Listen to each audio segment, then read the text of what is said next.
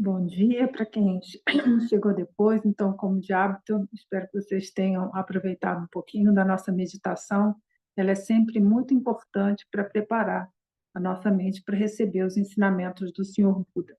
E eu peço para aqueles que, né, vão encontrar a gravação desse vídeo disponível aí nas mídias sociais, que antes de ouvir esse ensinamento, que façam, né, a recitação da tomada de refúgio, a geração da bodhicitta, ou quem não souber, faça uma pequena meditação, né, uma pequena oração, mas que se prepare para então ouvir os ensinamentos.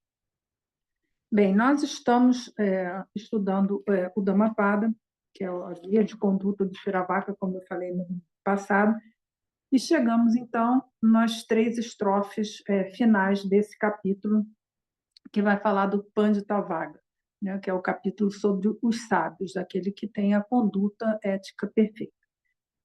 Então, o próprio Buddhaghosa, ele separou já os 2 versos, né, as 2 estrofes, que vão ser essas que a gente vai trabalhar hoje, e a última estrofe nós vamos fazer no domingo que vem, já preparando a nossa mente para o próximo capítulo, que é o capítulo sobre o Arhat, que é aquele que realizou a budeidade dentro da via do Hinayana, né? O estado que o Buda alcançou é o estado de Arhat.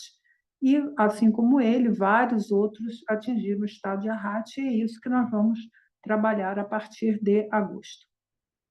Mas, por enquanto, estamos aqui no caminho preparatório para a via do Arhat, que é a via do Pandita, daquele que pratica a ética. Como nós já vimos, sem ética não tem meditação, sem meditação não tem sabedoria, sem sabedoria não tem despertar. Então, nós vamos ver hoje as estrofes 87 e 88. Então, como de hábito, eu vou ler aqui essa versão poética aqui, depois eu passo aqui para essa tradução que eu venho fazendo ao longo do tempo. Só para vocês verem aqui que bonito que é esse verso na forma poética. Abandonando o estado de escuridão, que o sábio cultive a clareza. Tendo ido da vida de casa ao sem casa, em solidão, onde o gozo é ausente. Que nela deliciar-se ele anseie, renunciando à luxúria, possuindo nada, que o sábio purifique a si mesmo das impurezas do coração. Então, assim está nessa versão aqui dessa tradução da Palas Athena, né? Que é o do Nissim Cohen, que fez essa tradução. Então, eu já vou ler aqui essa tradução, outra que eu venho fazendo, né, baseada em várias traduções que tem, sobretudo da Biblioteca Poliglota, que é disponível na internet, né? E ficou assim, olha só. O homem sábio deve deixar os estados escuros da vida comum e cultivar a clareza da mente. Tendo deixado sua casa para os sem-tetos, os eruditos sem posses, busca o grande deleite na solitude, onde o gozo mundano é ausente. Deixando todos os prazeres e agitação para trás, não chamando nada de seu, o homem sábio remove todas as emoções perturbadoras da mente. E hoje aqui, quando eu estava lendo, né, a prece de Dosha Shantuma, talvez alguns de vocês não saibam, mas a oração de Dosha Shantuma, essa que a gente recita, são instruções de prática. Então, começa lá com a primeira coisa, né, que é rendendo homenagem aos mestres, depois vem as instruções das preliminares comuns, as preliminares especiais, as instruções de Chiné, de Laton, e aí depois a dedicatória, né? Cada uma das estrofes é sobre isso, né? Eu participei de um retiro, né, que foi somente sobre essa prece do Shantuma, trabalhando em detalhes cada uma dessas palavras. Então, para vocês verem a importância que tem, né? Às vezes as pessoas recitam como se fossem palavras mágicas, né? Mas não é, gente, é instrução de prática. E essas 2 estrofes, né, de hoje vêm falar dessa que a gente lê, como é ensinado o desapego constitui os pés da meditação. O apego à comida e à riqueza desaparece. Para o grande meditador que se desvencilha das amarras dessa vida, concedai as vossas bênçãos para que o apego às posses e às honras cesse. Então, essas duas estrofes é sobre isso aqui, sobre o nosso desapego dos gozos no samsara. Quanto que isso é importante para a nossa prática. Então, só para vocês verem, né? Enfim, a gente poderia futuramente fazer um trabalho só sobre a prece de Dorje Shantuma, que tem ali riquíssimas instruções, né? Não é para a gente só ler ali achando que é alguma formulação mágica que vai abrir a cabeça da gente. Então, para começar, nós vamos trazer a historinha que o Buda Gosa nos traz. É uma história bem curta. O Buda, então, está em Jetavana e ele vai contar para a assembleia de monges que estava ali reunidos uma história, né, que tinha acontecido um pouco tempo atrás, né, que eles estão ali naquela situação. Então, o Buda conta que, certa vez, ele estava lá dando ensinamento e chegou um grupo de 500 monges vindo lá da região de Kosala. Eles haviam aguardado terminar a estação das monções, que é a estação das chuvas lá na Índia, e aí eles podem caminhar, né, porque aí não causa a morte de nenhum ser, né, nenhum inseto no meio do caminho, porque na época das chuvas isso fica difícil. Então, eles chegaram lá em Jetavana, renderam a homenagem ao Buda, e o Buda, então, perguntou para eles, né, o que eles, né, faziam, né, como é que era a vida lá no reino de Kosala. Então, os monges contaram como é que era a vida deles, né? A maioria deles ali haviam deixado a sua vida mundana, como era comum na Índia nessa época, né? Os homens, depois que viam que, né, a família tinha casa, tinha meios para se sustentar, eles partiram, então, para viver a sua vida espiritual. Então, eles contaram, né, as histórias deles e tudo, como é que eles haviam ingressado na sanga que havia lá, como é que eram as práticas, né, que eles seguiam a disciplina ética, monástica, enfim, praticavam a meditação, enfim, contaram tudo lá como é que eles viam, né? Viam e viviam a experiência. E aí, né, o Buda está lá contando essa história, e aí um dos monges pergunta assim: mas, Senhor, é verdade isso, né? As pessoas deixam a sua vida comum, praticam a ética, praticam a meditação, e eles, assim, eles obtêm o resultado?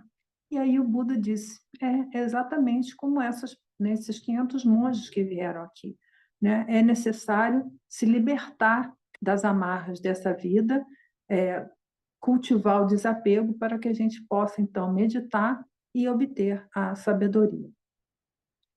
E assim concluímos a história. A historinha de hoje é bem curta, né? O Buda Gosa, inclusive, usa já para a próxima estrofe que nós vamos trabalhar no próximo domingo.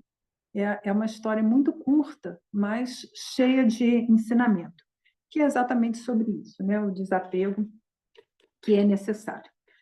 Então, gente, é preciso que fique bem claro que, enfim, esse ensinamento foi dado há 2.500 anos atrás e para uma comunidade monástica, de monges. As pessoas deixavam sua vida em família, depois que a família estava lá muito bem, tinha casa, comida, tudo direitinho, né? Tinha todos os meios para sobreviver. Os homens partiam, então, para a vida monástica. E aí, realmente, criavam esse desapego da vida mundana. Só que hoje isso é muito difícil, porque, enfim, nós vivemos numa sociedade que tem uma série de demandas, né, e a gente mesmo se enrosca em tantas demandas que não são tão necessárias assim, e assim ficamos presos, né, nas amarras do samsara, que são os famosos grilhões. Isso tudo produzido pela nossa apreensão egocêntrica e as nossas emoções perturbadoras.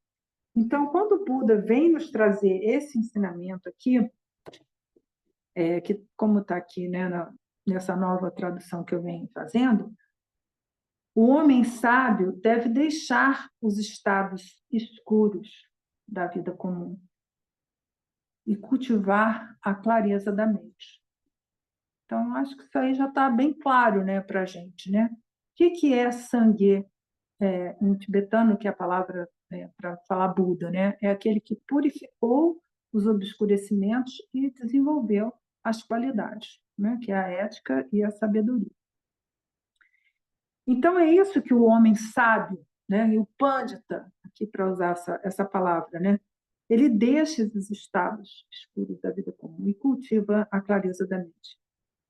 Tendo deixado sua casa para os sem-teto. Olha só que maravilha, né? De desapego. Né? Mas, hoje em dia, né, é muito difícil a pessoa realmente deixar sua vida, porque se você sai como um mendicante na rua, né, você provavelmente não vai encontrar o alimento necessário para você sobreviver.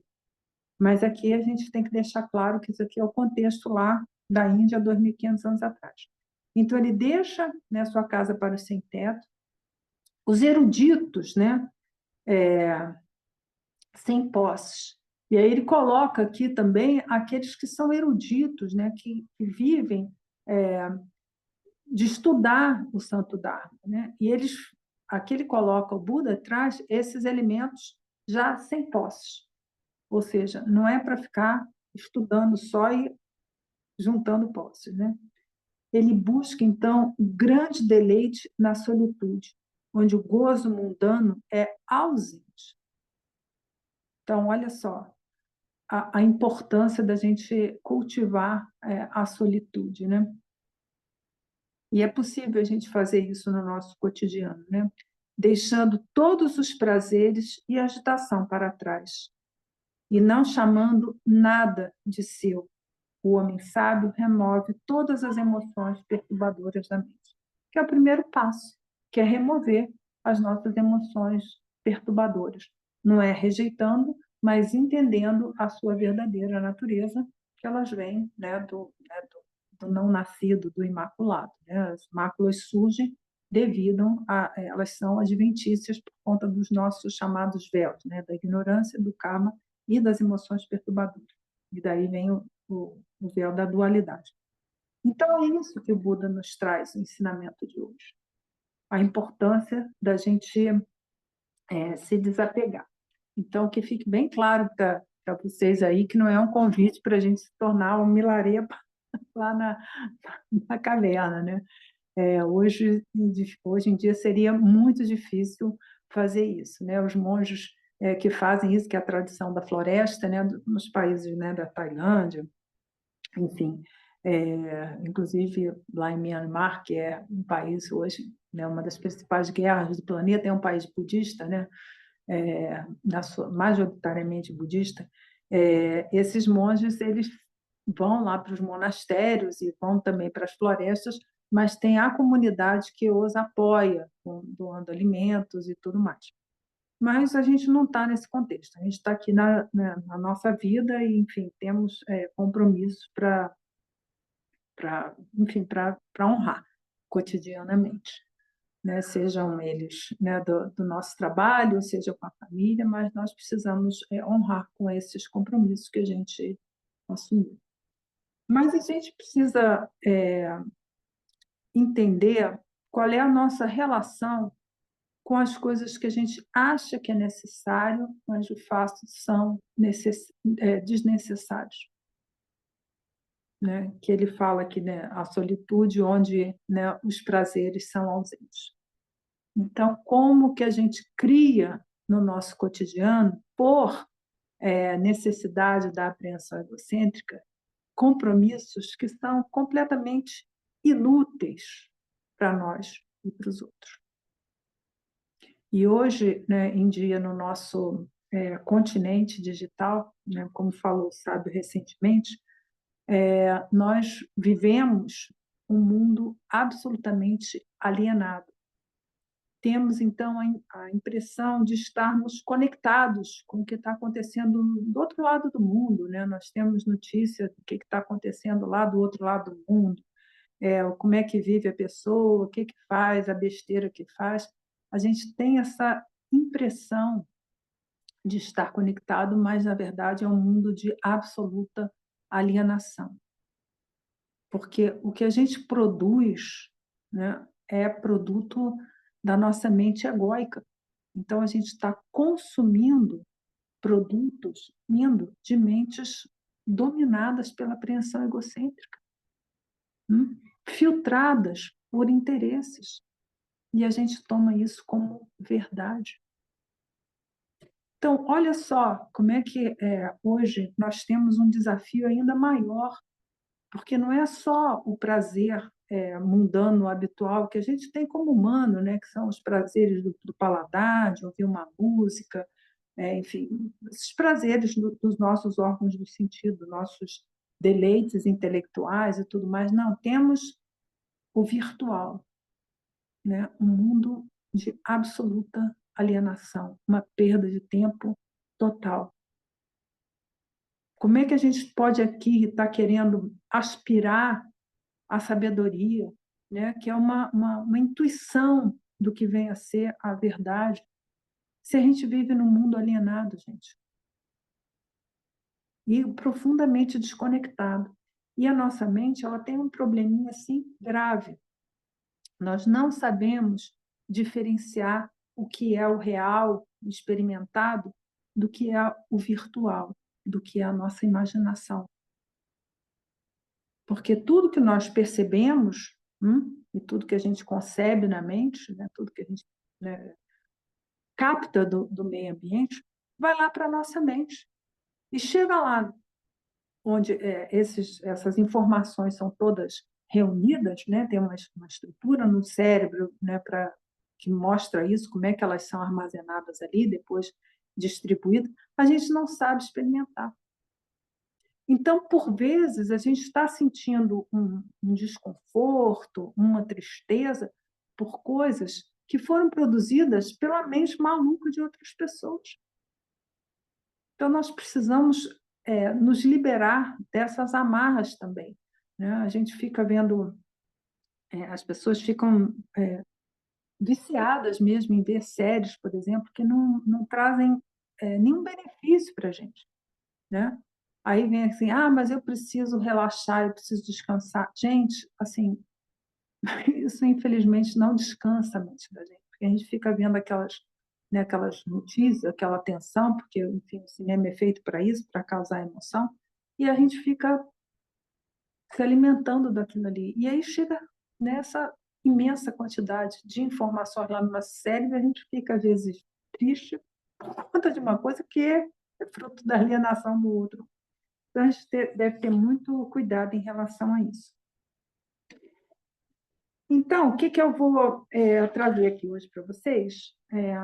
Hoje nós vamos precisar fazer um ensinamento mais curto, mas tem muita coisa aqui que a gente pode trabalhar.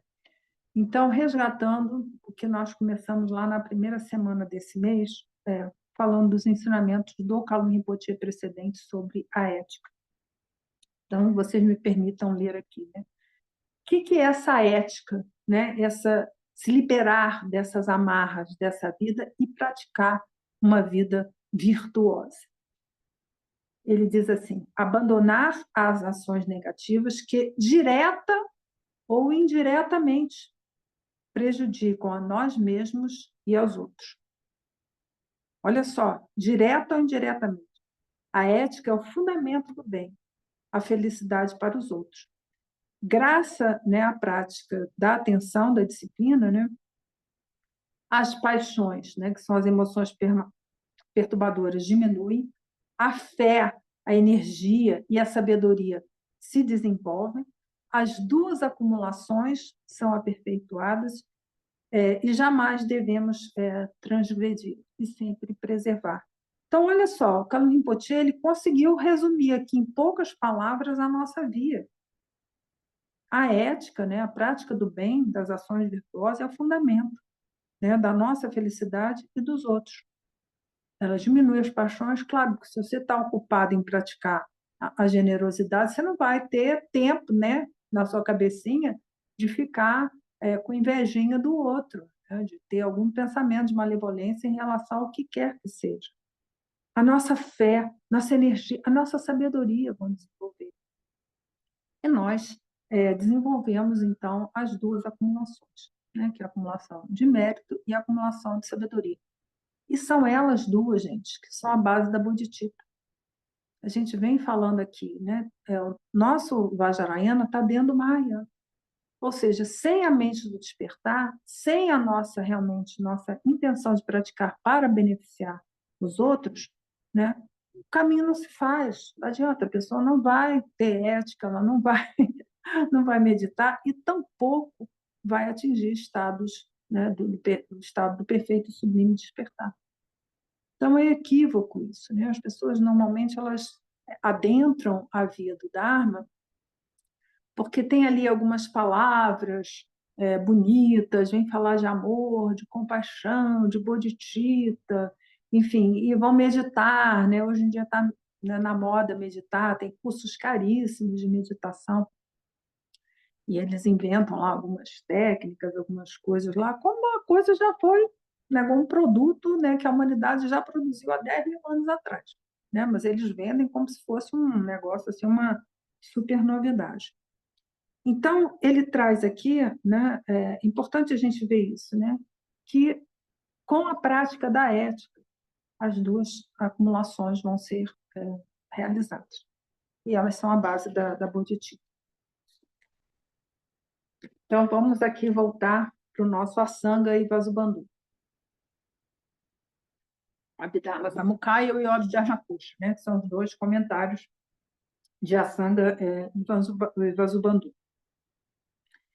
Então, nós já vimos vários os eventos mentais onipresentes, que não vale a pena a gente repetir aqui, mas é tudo que está lá na nossa formação volitiva, né? Na nossa mente. Então, desses elementos mentais, tanto o Asanga quanto o Vasubandhu, eles vão citar os 10 eventos mentais virtuosos, que é um pouco do que já falou aqui o Kalu Rinpoche, né? Porque o Kalu Rinpoche, como um grande mestre, né, ele passou 12 anos meditando nas cavernas, incógnito, né? Quando descobriam, né, que ele estava em uma determinada caverna ou algum lugar onde ele estava meditando, né, porque as pessoas acabavam descobrindo que ele estava por ali, ele se deslocava e ia para outro lugar, para ele permanecer, né, incógnito. Ninguém sabia onde ele estava, porque ele realmente estava ali praticando. Era um grande outro, né?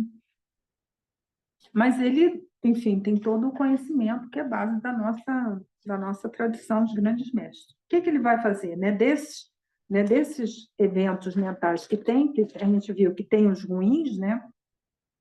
Que vem do contato, da percepção e tudo mais, mas tem também atenção, determinação, concentração. E aí desses vem as fés, né? As 3 fés, né? De aspiração, né? De convicção, e a fé vasta, que é aquela que a gente tem interesse, respeito e alegria em percorrer a via. A nossa integridade. A quantas anda, gente? A nossa dignidade. E a dignidade mesmo, como ser humano, os valores mais profundos humanos que a gente tem, né? Nós estamos, normalmente, num estado assim, roto, capenga, entendeu? Nos entregando a tantas mediocridades. Isso é uma coisinha que a gente pode fazer, né? Um exercício assim, de autoanálise, de ver quanto tempo que a gente se dedica para as coisas que são absolutamente fúteis, inúteis para a nossa experiência humana, e quanto tempo a gente realmente se aplica para aquilo que vai trazer felicidade para nós e para os outros, né? Então, a quantas anda a nossa integridade? A nossa prontidão em servir e ajudar os outros. Quanto que a gente protela, né? Uma pessoa pede uma ajuda, né? Porque a gente, é bom que o outro sempre peça, né? Não lá se meter na vida do outro, a não ser com o famoso posso ajudar, mas o quanto que a gente está pronto para ajudar, né? O quanto que a gente anda distraído, mas depois, né? Fica postergando a coisa, né? A nossa equanimidade, considerar todos os seres como iguais a nós, né? Todos os seres, sem exceção, gente, todos os seres. Nós podemos colocar aqui os 8 bilhões, de humanos. Todos querem a felicidade e nenhum quer o sofrimento, seja lá o que eles entendam por isso, né? Mas colocar essa união, né? Nós todos aqui estamos na mesma condição. A autodisciplina, né, que eu já falei na semana passada, que é uma grande fonte de mérito, né? O decoro. Gente, isso aqui é a sanga para os bandu.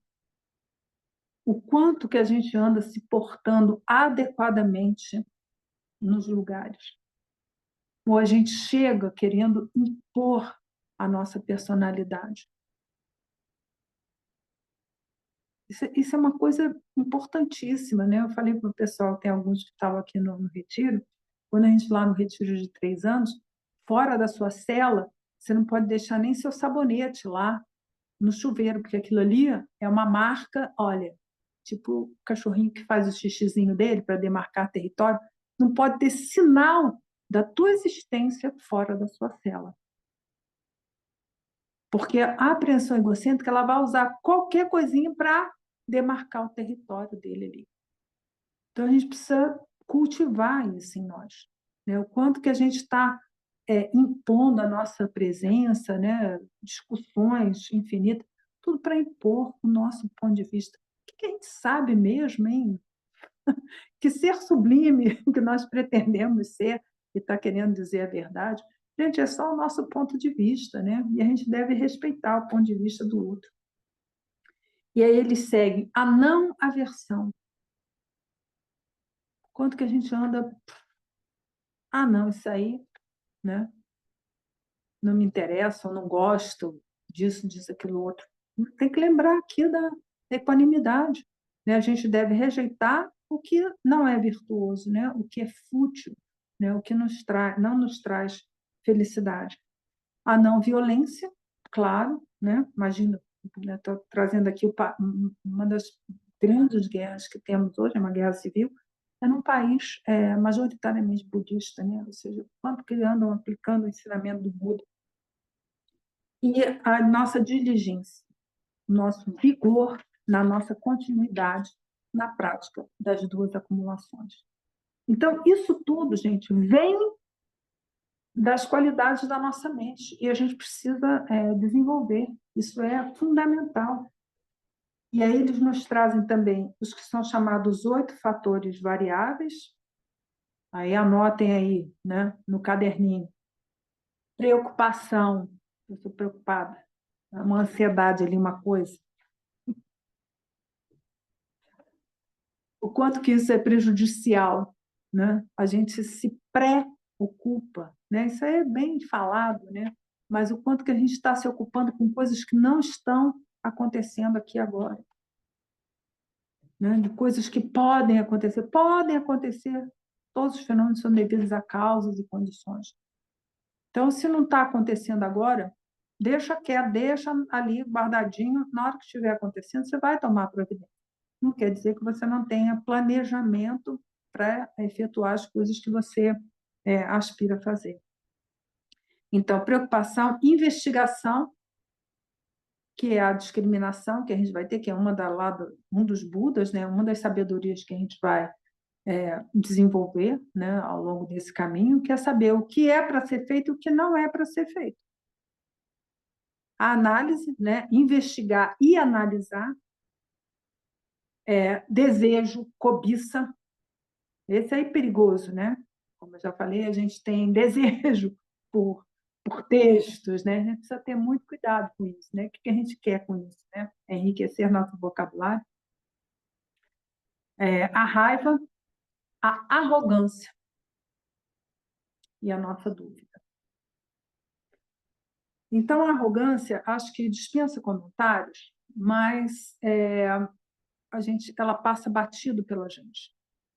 Como eu falei aqui, um simples sabonete no banheiro é a gente demarcando território, né? Não é para todo mundo sair louco assim, tirando os sabonetes do banheiro da casa de vocês, não, porque senão fica a coisa. Mas a gente perceber que aquilo ali é uma demarcação nossa de território. Isso é uma expressão da nossa apreensão egocêntrica. E a nossa arrogância, às vezes a gente acha que é só assim, sei lá, um jogador de futebol, um cara aí, né, sei lá, cheio das redes sociais e tal, que é arrogante. Não, gente. Nas coisas mínimas, a gente vai querer impor ali a nossa opinião, né? Coloca ali, né? Eu pude presenciar várias vezes assim com o Lama Trilhei, e ele só falava assim, tá vendo ali, né, que a arrogância se manifesta. Você olha assim, é uma coisa que passa batido no nosso cotidiano, que a gente meio já se acostumou com isso, né? Mas é ali, ó, pá, marcando a apreensão egocêntrica, expressando, né? Se colocar como vítima, né? Colocar como vítima é uma máscara tremenda da arrogância, né? Uma pessoa que acha que as coisas lhe são devidas, né? Isso aí é uma máscara, né? Uma coisa perigosíssima, né? Uma arrogância, uma prepotência de um em relação ao outro, né? E a dúvida. O Buda sempre nos convida a refletir, né, sobre os ensinamentos para ver a pertinência deles, mas depois que a gente viu, né, que e não é só porque o outro disse que viu, não, a gente precisa desenvolver esse processo na nossa mente e ver assim, olha, essa é uma via justa, né, que vai trazer felicidade para mim e para os outros, e seguir firmemente, né, com disciplina. E aí, devido ao adiantado da nossa hora, a gente vai ver algumas coisas que a gente vai ver na semana que vem, né? Que são as emoções menores e os eventos mentais emocionalmente aflitos, assim chamam a Sangue Vagabundu. Então, para concluir aqui o dia de hoje, nós podemos ver que todas esses elementos vão fazer com que a gente desenvolva a bendita da sabedoria. É algo intuitivo, né? A percepção intuitiva da verdade. Né? A gente entender o que é liberdade mesmo, né? É quando a gente entende que a gente não tem nada que é nosso. De verdade, não é só uma coisa de conceito, não. E não tem nada que a gente pode dizer, eu sou assim. A gente não é nada de fato. Né? A gente é um corpo humano, né, que tem uma vida agora. É isso que a gente é, finalmente. Só. E a nossa mente? Quais são o que ela produz, né? Qual é o benefício que ela traz para os outros que estão aqui, né? E para o futuro, né? Também aqueles, né, que conseguem deixar material útil, né? Para os outros também perdurará, né? Por tanto tempo aquele material for preservado, né? Nós nos beneficiamos de tanto material, de tantos textos escritos deixado pelos outros, né? Os outros seres que tiveram essa contribuição nossa para a humanidade. Então, o que eles nos dizem, né? Com o desenvolvimento da nossa sabedoria, nós vamos desenvolver a lucidez, que é saber o que deve ser feito e o que deve ser evitado. Então, o que eles dizem aqui?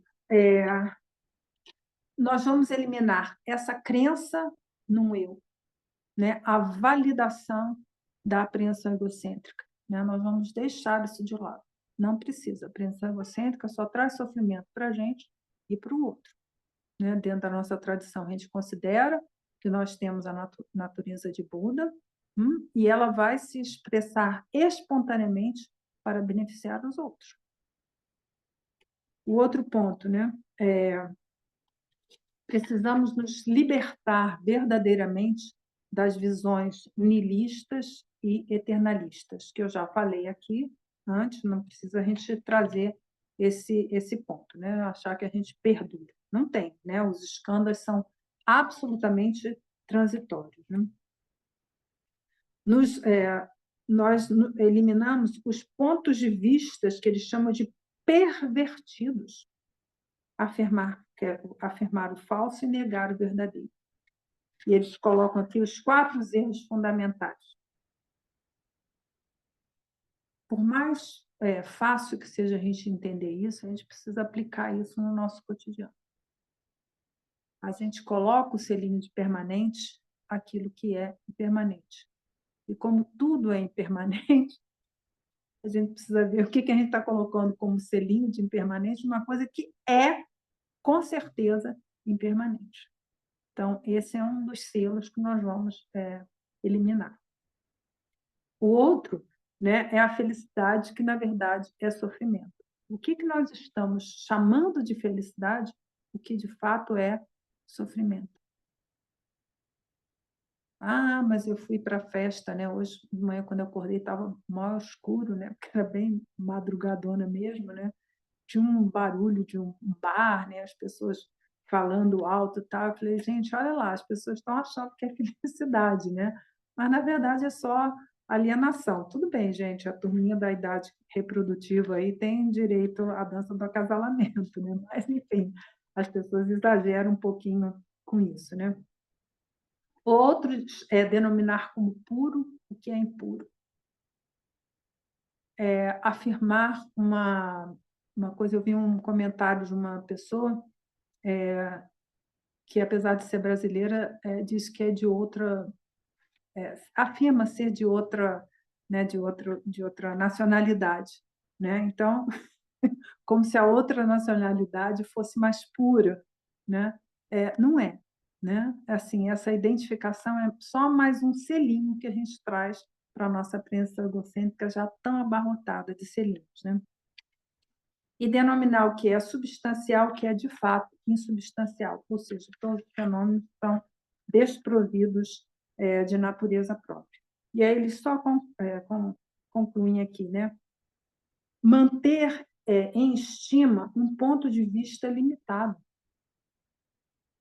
Então, o quanto que a nosso ponto de vista, a nossa experiência, a nossa visão de mundo anda limitada, de acordo com os preceitos que a gente botou na nossa apreensão egocêntrica. E a gente precisa se libertar disso, né, para que a gente realmente tenha uma experiência de não julgamento em relação aos outros, né. E aí eles concluem com bem interessante, né, considerar determinadas práticas como suficientes para o despertar. Então esse é bem interessante, porque, isso é uma coisa bem comum que acontece, né, as pessoas se aproximam do santo Dharma, e aí elas passam a estudar, né, que é os textos, a filosofia, isso hoje está tudo muito disponível, né, na internet você compra, né, o texto de Asanga, do Bandhu e quem quer mais que seja. Então elas se aproximam para essa apropriação, achando que dali vão ter a compreensão superior, e outra, querem práticas. A prática, pô, finalmente eu quero sair desse sufoco aqui, quero uma prática milagrosa. Gente, não tem, né. A nosso estudo e a nossa prática precisa ser vinculado à nossa experiência cotidiana, senão não tem sentido absolutamente nenhum, não serve para nada, só para, tornar mais robusta a nossa apreensão egocêntrica. Ah, porque eu conheço esse texto, o sutra de não sei das quantas, porque eu fiz a prática, porque eu fiz a iniciação, porque eu quê. É só mais assunto para a mente ficar lá, macaco louco, entendeu? Não é isso. O Dharma é para a gente aplicar no nosso cotidiano, na nossa vida, né, comum, gente, como seres comuns que todos nós somos. Não tem ninguém extraordinário, não tem.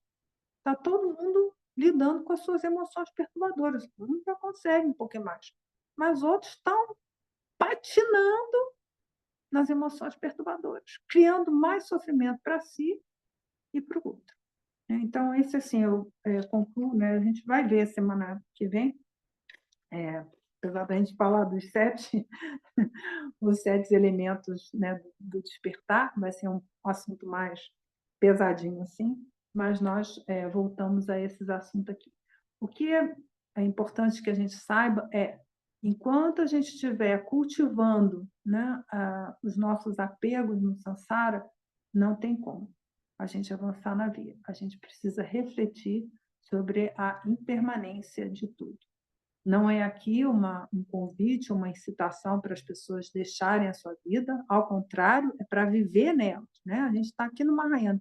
Então, tudo que a gente vive, né, com o nosso trabalho, com a nossa família, com as nossas relações sociais, são oportunidades de prática, né? Não precisa rechaçar isso tudo. Mas, enfim, é coisa clássica, né? Então, se alguém vem nos provocar a raiva, né,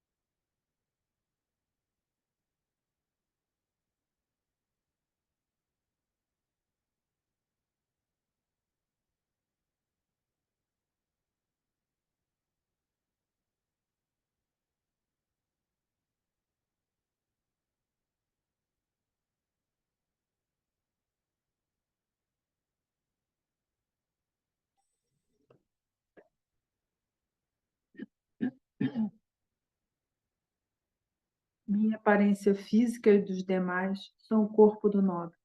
Todos os sons, a melodia de 6 sílabos. Todos os pensamentos, a imensidão da grande sabedoria. Graças a essa virtude, tendo realizado rapidamente o poderoso Shenenzi, posso eu conduzir a esse estado todos os seres sem exceção. Assim, pelo mérito dessa meditação e recitação, que eu e todos os seres vinculados a mim, logo que deixarmos essa existência impura, possamos renascer milagrosamente em Deochen. Logo que lá nascermos, possamos percorrer completamente as 10 terras e, por meio de emanações, fazer o bem do próximo nas 10 direções. Rum, na fronteira noroeste do país de Diana, sobre a haste que une os pistilos à flor do lótus, maravilha. Vós atingiste o Cid supremo. Sois renomado como nascido do lótus e estáis rodeado por um séquito de muitas dáquines. Seguindo vossos passos, nós praticamos. Vinde, concedei-nos vossa graça. Guru Pema Siddhum. Om Mahum Benza Guru Pema Siddhum. Mahum Benza Guru Pema Siddhum. Guru Pema Siddhum. Mahum Benza Guru Pema Siddhum. Mahum Benza Guru Pema Siddhum. Mahum Benza Guru Pema Siddhum. Mahum Benza Guru Pema Siddhum.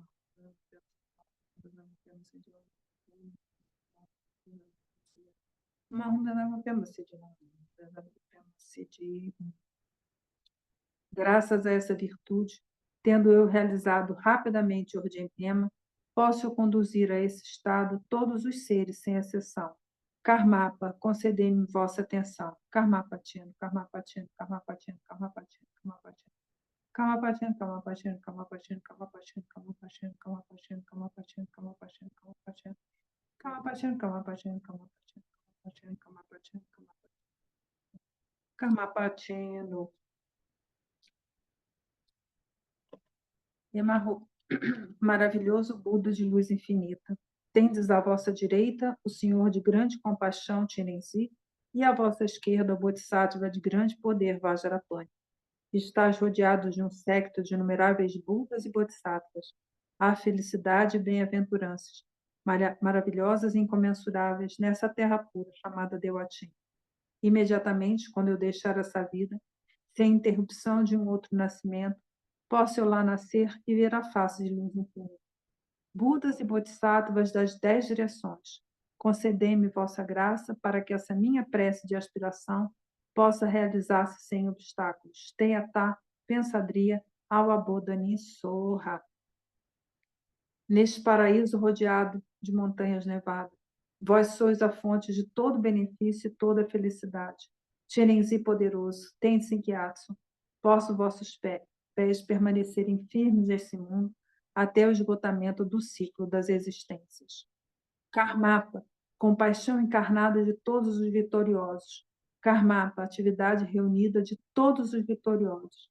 Karmapa, regente consagrado por todos os vitoriosos. Ordem do Dutrinlé.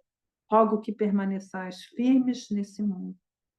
Onsoti, protetor dos seres, estandarte de vitória do movimento não sectário e das escolas Daku e Champakadil, coração do sentido último, sublime corpo de emanação, à semelhança de vossa precedente vida santa, possa vossa atividade iluminada florescer e ser longa a vossa vida. Onsoti, tu que dissipas todo o medo e responde a todas nossas aspirações. Tara, Mãe única, pense em nós. Possa a sublime emanação do Lama, Pai único, Sol radiante, viver sem éons e sua atividade florescer. Possam os pés dos gloriosos lamas permanecerem firmes. Possam surgir alegria e bem-estar vastos como o céu.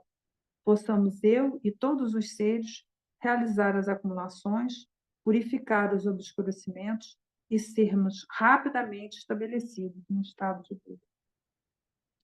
Graças a esse mérito, tendo obtido a onisciência e vencido os inimigos, que são as máculas, posso eu liberar todos os seres do oceano do Sansara, agitado pelas ondas do nascimento, velhice, doença e morte. Conforme todo o conhecimento do corajoso Manjushri, do mesmo modo que Sabantavadra, e seguindo seus passos, eu dedico perfeitamente todas essas virtudes. Por essa virtude, possam todos os seres completar a acumulação de mérito e de sabedoria, e possam eles rapidamente obter os 2 corpos santos do Buda, que resultam dessas 2 acumulações, pela graça do Buda que obteve os 3 corpos, pela graça da imutável verdade do Dharma em si, pela graça da infalível aspiração da Sangha, possa essa súplica dedicatória realizar-se tal como ela é.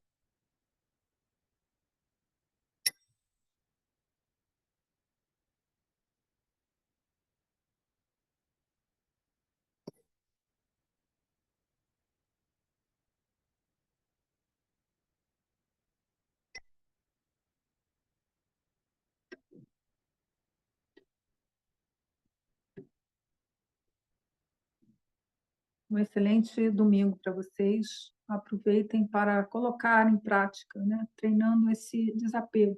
Né? A gente vai continuar no mundo, mas desapegado deles, né? E que a gente possa realmente praticar para beneficiar todos os seres, que a gente compreenda isso, que esse é o nosso objetivo aqui. A gente recebeu, por nossos próprios méritos, essa preciosa existência humana, né, preciosa existência humana, deveremos colocar isso, né, para que seja realmente algo de benéfico, né, para nossa mente, né, para libertar a gente das nossas emoções perturbadoras, mas sobretudo poder imensamente beneficiar os outros. Então, que assim seja, né, no dia de hoje, em todos os dias, que seja realmente vocês cada dia progridam mais em direção a essa vivência da sabedoria e atividade espontânea do Buda. Tá bom? Então, tudo de maravilhoso para vocês, um domingo maravilhoso, né? E uma semana muito abençoada para todos vocês. Tá bom? Então, muito obrigada pela presença de todos. Até o próximo domingo, então.